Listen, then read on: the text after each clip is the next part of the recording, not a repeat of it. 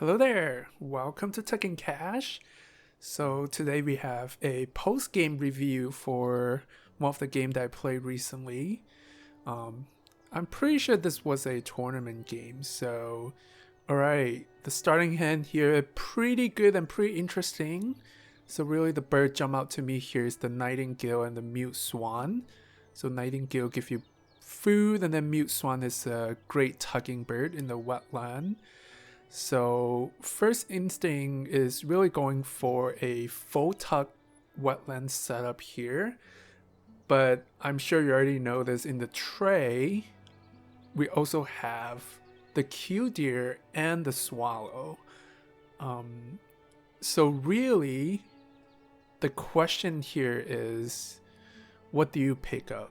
Do you pick up the deer or the violet green swallow? I mean, in all normal circumstances, you would typically pick up any powerful, like power 4 birds in the tray. So that includes killdeer, Franklin's gull, and the ravens. So it's hardly go wrong. Like if you pick up the killdeer here, even if you don't want it, you would still want to deny it from your opponent. But here's where interesting, because you also have the green swallow, which is very tempting if you're setting up a full tug engine in the wetland with the mute swan, because now you get extra cycle with the card, extra points. It's just so much more ideal, and that's what I went with. I took the risk and left the killdeer for my opponent here. Because I really wanted to go all in with the full tech here, and also some subtle difference there. You know, I could have just used my nightingale to get free food to play all the bird that I want, but just strategically, I was feeling like I don't want to give my opponent too many birds. I think another thing I was thinking about too, giving my opponent that killdeer, I don't really feel bad, because it's a 1-point bird, so they have to spend a turn picking it up and then play it for 1-point bird, which is very powerful. And another thing to consider as well, because this is a tournament game, we have a house rule that birds like killdeer and Franklin's gull cannot be played until the beginning of round 2. So I knew that even I let them have it, they're gonna have to play it until round 2, so there's some delay over there.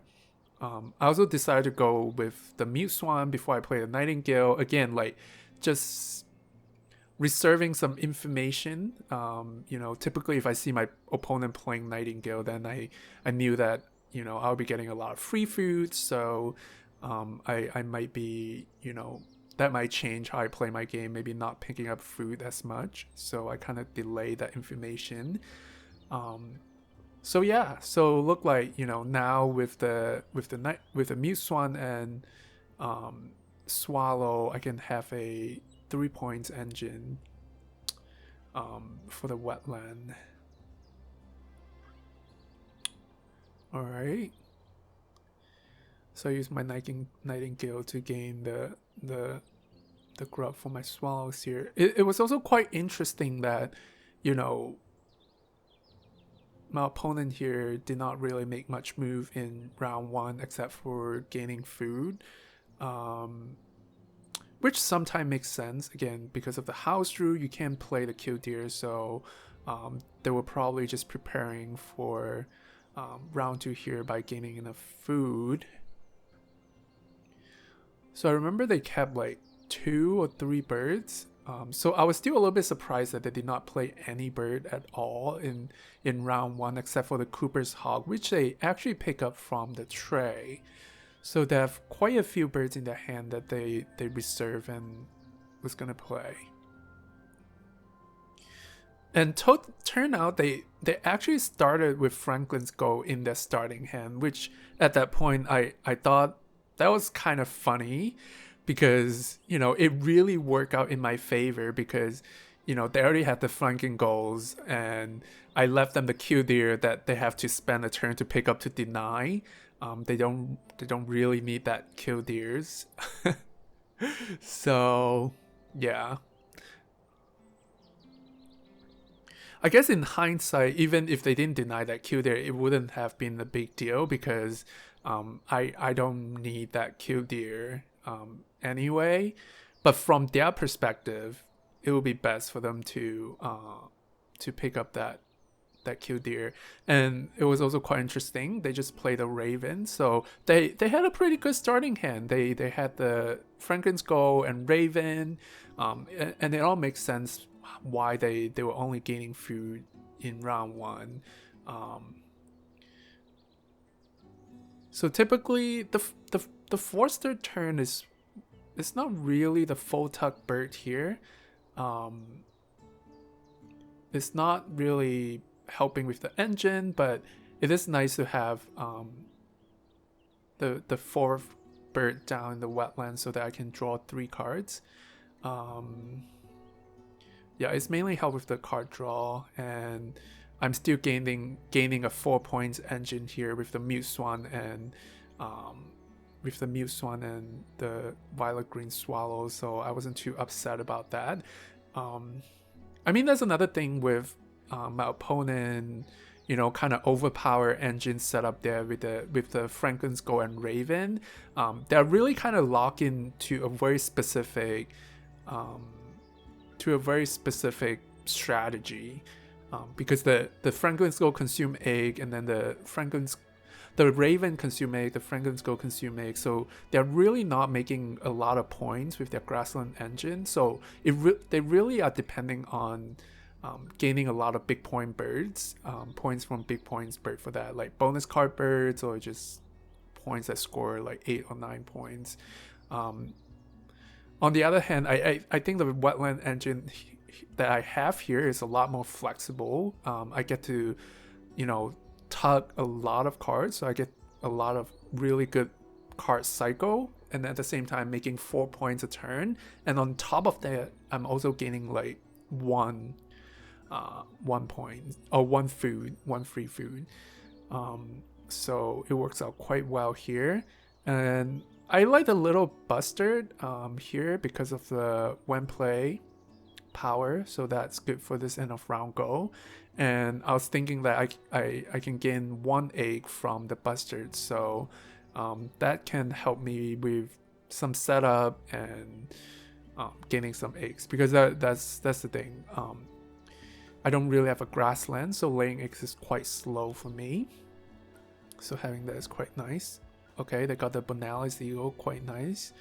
And yeah, I wasn't too mad with the Visionary Leader here, given my wetland setup actually net me cards. I gain 1 cards every time I activate it. Like I net 1 after all the tugging. And then I'll just denying all the big point birds from my opponent there. Again, those are exactly the birds that my opponent needs. They need big points, reliable point sources. So I'm glad that I was able to pick those up.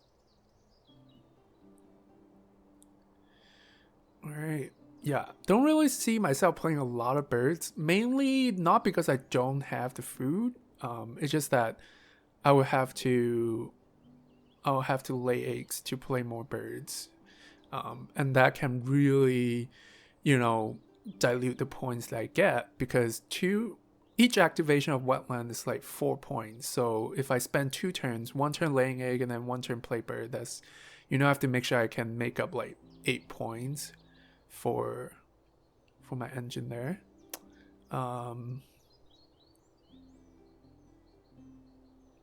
Yeah, I picked up the Hornlark there for a few reasons, I think. Again, Hornlark is one of the birds that, you know, usually get overlooked by a lot of people because it's not the greatest power. But here I think it kind of makes sense because I can play to satisfy the 3rd end of round goal here, which is bird with more than 4 points, and then I unlock that grassland so that I can get 3 eggs at once, and then it also helped me to work towards the bird feeder. Not that, you know, you should be intentionally trying to score bird feeder, but it helps. And then looking at my opponent engine here, or grassland here, I think it's pretty safe to say they would play at least like 1 or 2 more grassland bird, and they just did. So the sequence that really worked out for me, they could have played the crow before they played the pelican, but they did the other way around, so now I get an extra tug. So I quite like it. So it worked out quite well. All right. Look at that. I went through the Eastern Imperial Eagle. And again, this is one of those situations, like, you know, you really have to think about, is the Imperial Eagle even worth it to play? Again, because Wetland is a 4-point engine.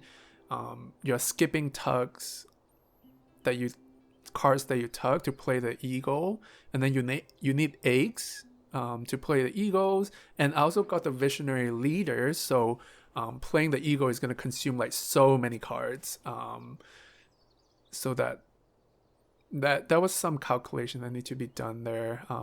I think it either worked out being break even, or it was probably not worth it to play the Imperial Eagle. Also very nice that I got a second tug with my Horn Lark, so I think that Horn Lark ended up being quite worth it. I also drew the Collar Dove that I quite like, again because of the grain that helped with the bird feeder. That might be the last bird that I need to play to score the bird feeder, and then at the same time that egg that I can gain from Collar Dove can really help me to play more birds. So it will be interesting to see how that work out. Tugging Raven there because why not? Alright. Bonus card, not the greatest bonus card. In normal circumstances, Bird Feeder, one of the worst, and then Visionary Leader most of the time don't really work out, but it really wasn't that bad for the setup and the game that I play here, because my Wetland engine was netting card, and yeah, and I ended up playing quite a few birds with that consume seed. But the last bonus card was kind of tricky because it's the wildlife gardener, so I need to play birds with bow nest or star nest. But I was definitely looking at the Oriole or the V-Rail there that has a star nest. So I really, the easy way here is the V-Rail and the V-Rail, 2 V-Rails. I can play that game bonus card and then also help with my the wildlife gardener. So I think that was a pretty solid plan. The only thing is I needed 2 eggs to play the double birds. So the tricky part really is how do I gain? I will have to lay eggs before I can play the double birds. So that's extra consideration here. Is it worth it? So I lay eggs. That's 3 points, and then I play the double bird and score the wildlife gardener. So that's like 4 plus 3 V-Rail plus 4, like 11 plus bonus card. I think it ended up, I think should be justifiable to lay egg and play double bird and gain a bonus card. Again, Wetland is 4 points base, so that's, as long as I can gain more than 8 points, should be a solid play.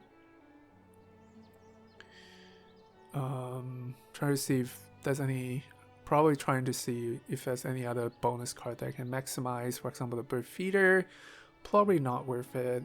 I guess another thing to consider as well, any birds that I play, I'll also miss points for my Visionary Leader. So that's at least 3 points there that need to be taken into consideration. So, whatever that I play, is it worth giving up that extra 3 points from the second tier Visionary Leader there? So, yeah, definitely interesting that there's quite a few min-maxing that can be done here in the last few turns. So my opponent played a sandhill crane in a grassland. That was quite unfortunate. I don't think maybe they just don't have bigger point birds to play, and maybe they have omnivore. But yeah, the Oreo here really work out because the Baltimore Oreo here has a star nest, and then it's 9 points.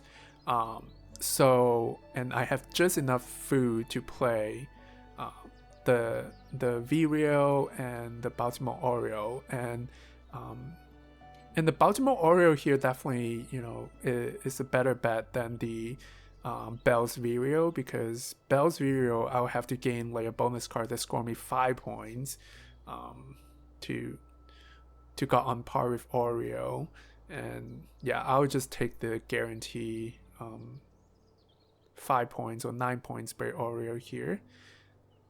Yeah, yeah, looks like, looking at my opponent board, looks like, you know, maybe they have the omnivore, which could be quite nice to have, like, I think at least 5 or 6 omnivore bird there. So definitely made me sweat a little bit, but we'll see. Yeah, if they got really good bonus card, it could bring it up really close.